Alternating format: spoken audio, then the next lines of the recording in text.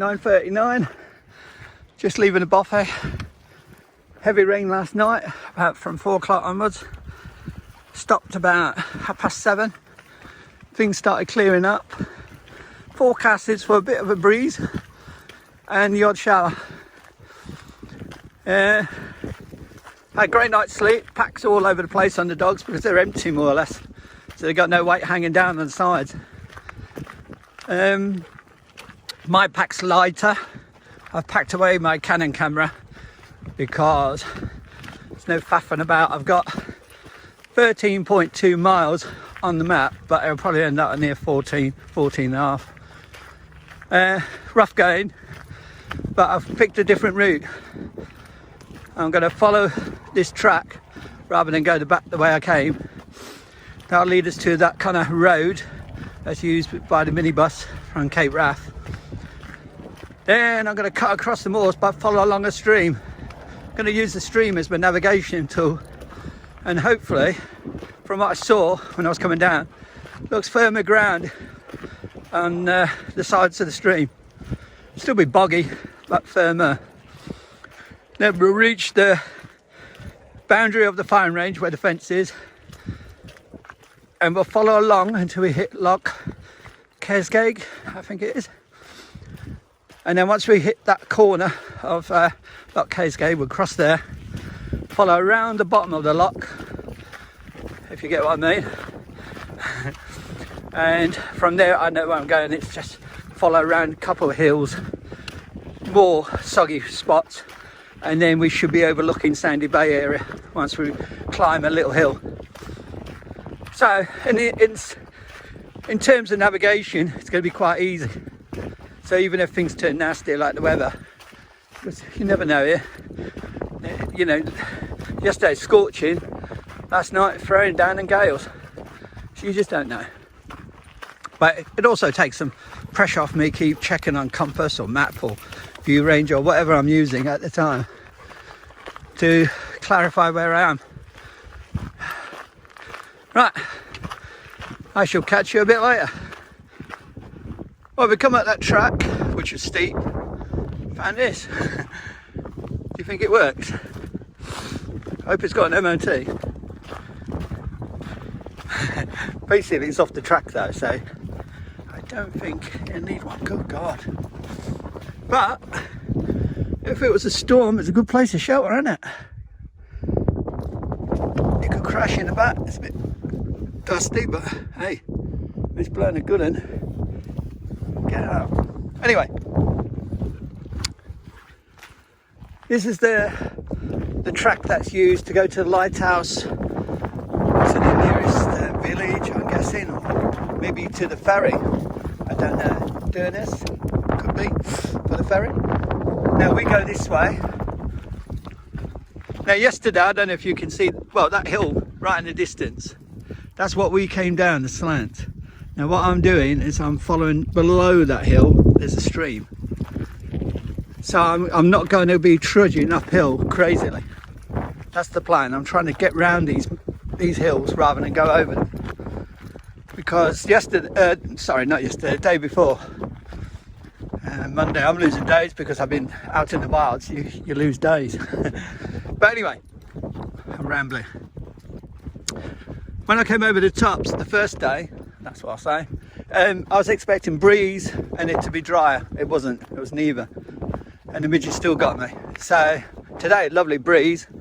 I don't need to go up in them heights, and if I can scout round them, then it makes it much easier for me. So I'm following a natural river, you know, something that's on the land that'll lead me straight to the fence, more or less, the perimeter fence. So it makes it so easy for me. Now I'm on a level, look, decent track. So I've gone out of my way a little bit, but it's making my life easier. And again, I apologise if there's wind noise. I'm so sorry. But I'll give you a view. We're the only person around here. There was another tent at the Bothy. Packs are wonky on the dogs because they've got nothing in, as I was saying earlier. My pack must be about 28 pounds. It's a little heavy because the tent was soaked from last night's storm and I didn't have a chance to dry it out. so it's got a lot of water on it, so it's a bit soaked. Couldn't film in the morning, it was too blustery and too crazy. One other camper there, they're staying for another day. I think they're doing a hike up to the lighthouse today. Didn't use the Bothy. Looked in, look, just typical Bothy. But it was warm enough outside, even last night with the wind and the rain. Right, I better go, it's just too windy here.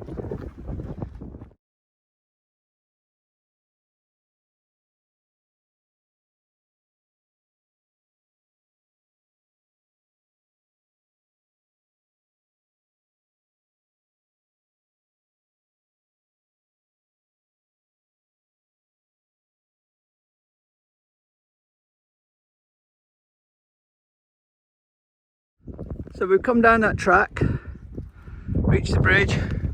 I believe this is for the military defence. Ministry of Defence, sorry. Unexploded shows, dangerous missiles. Yeah. Well, if we've touched them, it's too late now.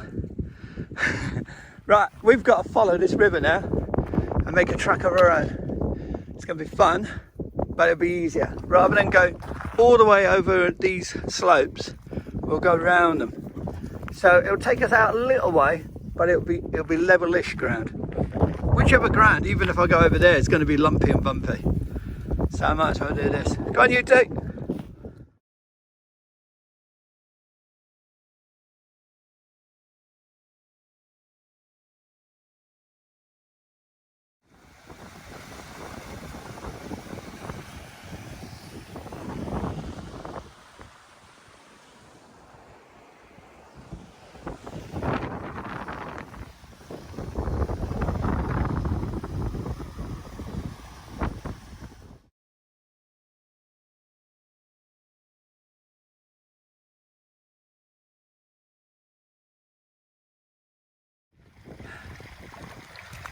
That's another reason why to walk along the river for the dogs.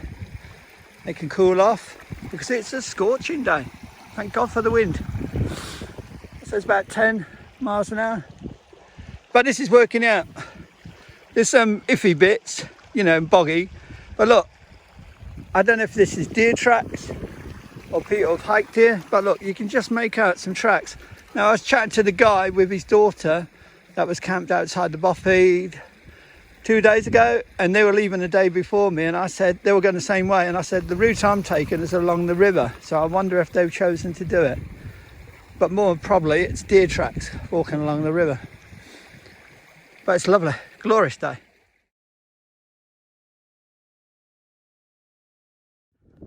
Amazon's new warehouse up here on the Cape Wrath. There's one there, must be for the MOD. Because we're all on the range still, so that's the only thing I can think. Maybe it's a target, I don't know. I never hit it if it is. Right, river's there. We're just cutting the corner off the bend off. Great, it's much better this. You're going, instead of going up and down, you're just going sideways. So you just got to be careful every now and then with your footing because there's divots, holes. It's very much like Bleak Low. So I'm used to that kind of terrain, so not a problem. So we're just taking it steady, no rush. It's working out fine. Otherwise I would be at the top now, going up and down and panting and everything. Much better. And as I say, with the breeze, no midges, so I'm more than happy. Right, push on. Oh, by the way, 10:40. Took me an hour to get my feet wet, so I think I've done well. But all around here, it's all marsh and boggy. So you can step 10 feet. I mean, look here, it's probably boggy in there. Right, pushing on.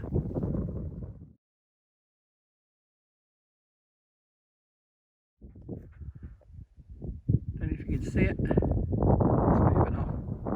Can't zoom in that much. There's a deer up there, female doe. We're moving going along this way. We're going that way, sorry. And we've come from that way. Not bad going. Boggy, soggy, But very much like Bleak Low in the Peak District, there is firm and dry areas, and it is like an embankment on each side, so it's much easier. So if you're going to Kearvaig or leaving Kearvaig, try this route. You'll have to go to the perimeter fence of the MOD perimeter. Stella, fuse. She sees it. And then you'd have to cut across, but it's well worth it because it's going to be much easier going. One thing I will say before I go any further is, please don't chuck a backpack on your back and say, I can do that, you know what I mean? Do some hiking, get used to the moors, go Yorkshire Dales, Peak District, wherever, learn, you know, get some experience, because out here you're in the middle of nowhere. There's not a human for miles unless someone's poaching or someone's lost themselves. That's the help you've got that deer. So there's a lot of hazards, holes, bog, slippery stones. The weather can change in an instant. I mean, today I've been lucky. I've had some really good weather, but I'm prepared. I've got compass and map in there, and I use View Ranger just for cheating, but I can use a map and compass in seconds. Please don't do this thinking, hey, I'd love to go to that place because the beach looks lovely. Get some experience, please, first. I do not want to be responsible for someone having an accident. I make it look easy with me and the two dogs. Trust me, it's not easy. You know what I mean? You have to be well prepared. You have to have all the food. You have to have all the kit. You have to have a light kit as well, because if you're carrying a heavy backpack, it will kill you along here. This is quite easy, but when you go on some of the other spots, it will kill you. So I don't want to rant and I don't want a sermon, but I want to be responsible and I want to make sure other people are safe. And when we ever put videos on, we have to think of other people. We have to make sure we're taking responsibility by putting some kind of caution or warning out to make sure people use common sense. It is not something for an average hiker or someone that's done a little bit of hiking. You've got to be experienced when you do this stuff. This is some really rough land if you get lost. Right, sermon over. That's all I'll say on the subject, but I had to do it just to be safe. Right, we're pushing on, following the river, keeping the river to the left, following up here, and then we should hit the perimeter fencing, and then we'll follow along. See you in a bit. Bikers have definitely done the same as what I'm going to do. Looks like someone's cut across there, going to the perimeter fence, rather than follow the river to the top corner there and then cut along the fence. They just cut the corner off, which I said to do. See, there's another trail there, some have gone there. But that's what to do, cut that corner off. You cut a load off there. Because the river goes up to a point, meets the fence up there, and then I have to follow the fence along. But I said when I get to a certain point, I'll just cut the corner off and head for the fence. So someone's done that. So I am following someone that's probably that guy with his daughter went a day ahead of me. So they had a decent hike as well, because it's been pretty decent this. Right, pushing on. I don't know if you can see the white pole in the centre. That's the perimeter of the firing range. That's where we're aiming for. Now you'll see what I crossed over the other day. I went up these hills. Up, down, down, back up, down. And you won't see over that horizon. Back up again. What I've done is skirted around that, see? Low line. Just come up this little raise here. We've got to go over a bit of rough stuff here. But I'm aiming for that towards that flagpole now. And I should see over that brow, big lock, which is Loch Kearvaig. And then we've broke the camel's back, as they say. Oh, sorry, dipping you. Plenty of water for the dogs, they're fine. Have I seen one deer? Yeah, I've seen loads of tracks. I've been using some of their deer tracks to walk on. It's been much easier because they use it obviously for the water to get near. Right, we're going in that direction, as I say, and aiming towards that flagpole. To that direction, aiming to the flagpole, which is dead centre. Oops, doesn't want to focus. Still doesn't want to focus. Well, you get what I mean. So we come along the river down there, cut across that bit dead ground, and the midges are picking up because the wind stopped. And now we reach the perimeter fence. We're going to follow along till it gets near the lock, and then we'll cross up the lock. I've got to keep moving, the midges are picking up. Don't want that.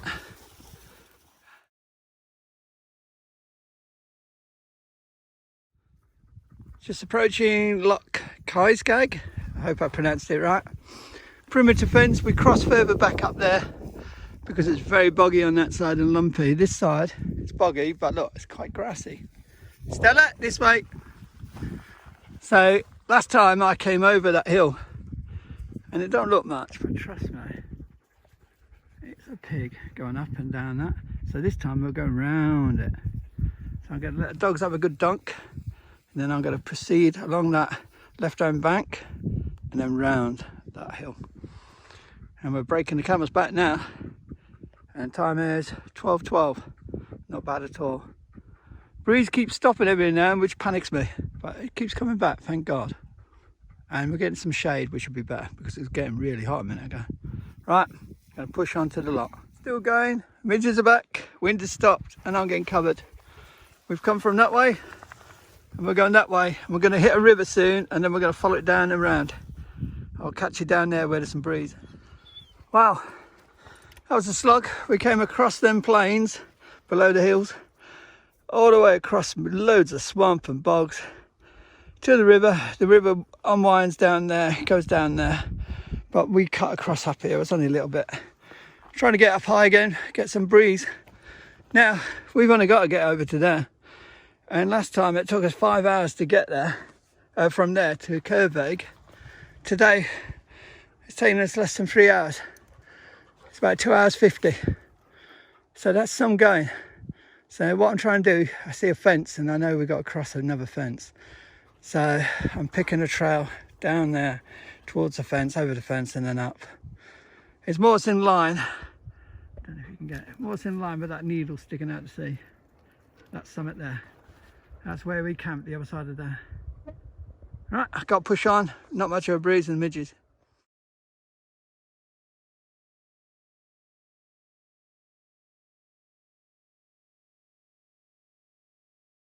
Right, I cheated. Instead of going over the tops, I cut down the first part of the beach. And we're now on Sandwood Beach. Woo! I'm hoping we can get right round to the main beach. I'm in a little cove area. Hope we're not in high tide and cut off.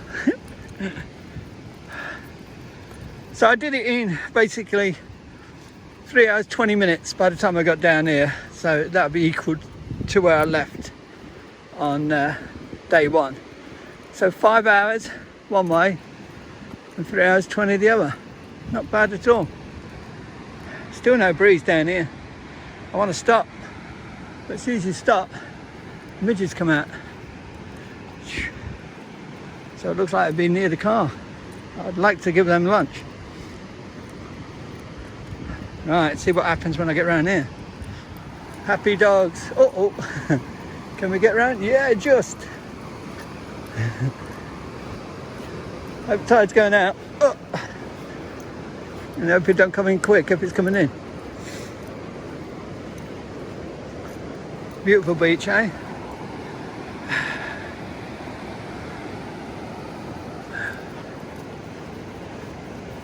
Their packs look awful, don't they? They're so wonky. This is a bit we didn't do. Wow.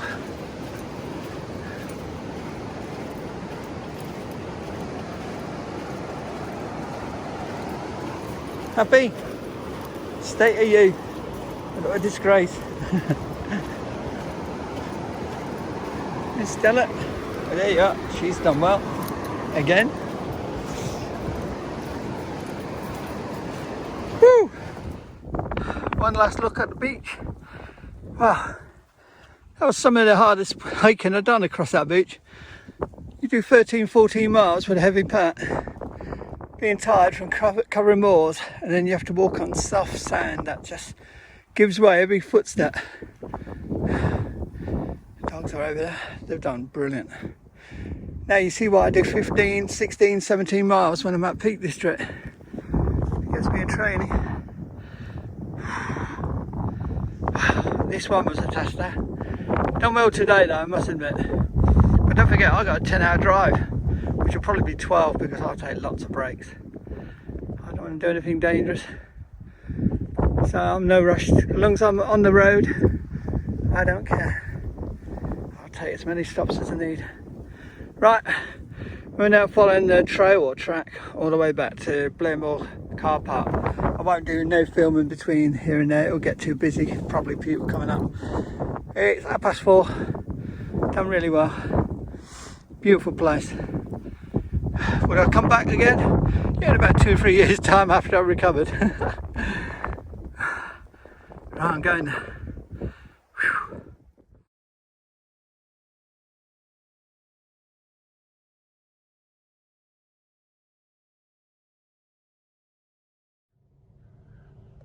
Good morning. I'm at the services. It's 2:20, I believe. I set off from Blairmore Car Park at 5:20. So I've been on the go so far 9 hours, is that right? Sounds about right. Sorry, I'm tired. I thought I'd just let you know, I mean, I couldn't video at Blairmore Car Park because there was so many people about. But I got back at 4:20. The walk up to Blairmore Car Park, that last 4.5 miles was a killer. I mean, I was absolutely exhausted. I mean, the pack was killing my shoulders, even though it wasn't very heavy. The walk across from Kearvaig to Sandwood Bay wasn't too bad. You know, that route I took saved a hell of a lot of time and was much easier. But what killed me was walking across Sandwood Beach. The sand, you know, that was like, really took every ounce of me near the end of the hike. And then when I had to walk that last 4.5 miles, I was just done, you know what I mean? The weather's been brilliant for the 4 days. Yes, we had some rain last night and the tent got soaked and it's going to take me days to dry out. But what a brilliant time I had. Kearvaig is just awesome. It's such a beautiful bay there. Would I do it again? Yes, probably in a couple of years' time after I recovered from this one. That Cape Raft Trail, the people that do that Cape Raft Trail from Fort William, I believe it is, to the Cape Raft Lighthouse, they're awesome people that do that. That is some hard going on that bog and on that moor. And I've seen many a video where people have, you know, really put a lot into it, you know what I mean? And hats off to them. Really, really hard people they are. I mean, I'm used to hiking. I've hiked all my life, but whew, that was hard work. You know, especially the Midges didn't help and the temperatures were beautiful. But don't forget, when there's no breeze and you got, say, 17, 18 degrees and the sun beating down on you and there's no breeze, it's just, that's sapping as well. One other thing I'd like to say is Scotland is so beautiful. I mean, I'm not just saying that just because I've just been up there, but every time I go up there, I'm just stunned by the beauty of the place. I mean, oh, it's just awesome. It's breathtaking. You can't see it on a film or on a video or whatever, a postcard, pictures. Even my camera shots will not show it as it is. It is absolutely stunning. And another thing I must say, and you know, point out, the Scottish people I've met have been absolutely brilliant. I've been stunned by that, how friendly they are. I mean, I was at Kearvaig and a lady started bringing out a bottle of wine. She offered me some wine and I had a drink with her. Someone else came a couple hours later and they were offering chocolate biscuits out. You know, the hospitality is simple little things that make a big difference to people.